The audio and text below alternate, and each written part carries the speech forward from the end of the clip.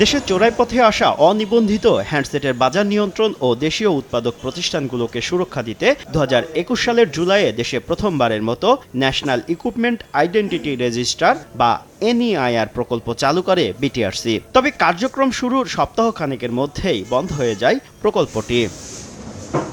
এরই সুযোগে বাজার দখলে নিয়েছে অবৈধ হ্যান্ডসেট। মডেল ভেদে ৩ থেকে ৪ হাজার টাকা দাম কম হয় ১৪,০০০ কোটি টাকার মোবাইল বাজারের প্রায় ৪০%ই গ্রে মার্কেটের নিয়ন্ত্রণে। কাস্টমার প্রথম আইসে জিজ্ঞেস করে যে আনঅফিসিয়াল আছে কিনা, ইন্ডিয়ান প্রোডাক্টগুলো আছে কিনা। গড়ে আপনার ৩০ থেকে ৩৫% বা 50% এরকম সেল কমে যায়।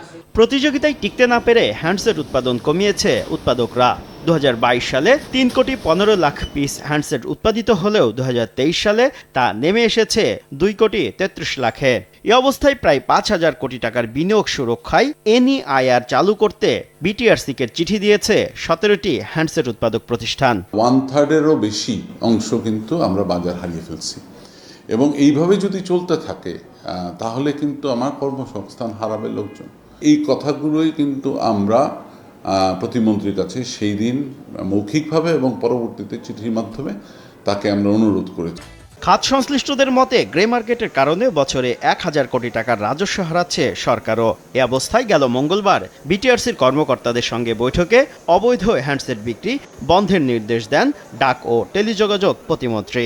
বিটিআরসি বলছে মার্চ থেকে চালু হবে এনইআইআর কার্যক্রম। ফেব্রুয়ারির মধ্যে ব্যবসায়ীদের কাছে থাকা অবৈধ হ্যান্ডসেট নিবন্ধন করে নিতে হবে।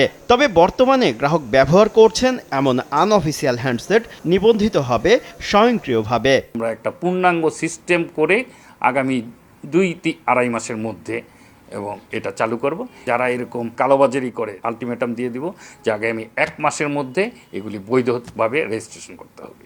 গ্রাহকদের সচেতন করতে এখন থেকে হ্যান্ডসেট কেনার আগে বৈধ কিনা তা যাচাই করে নেওয়ার অনুরোধ জানিয়েছে বিটিআরসি।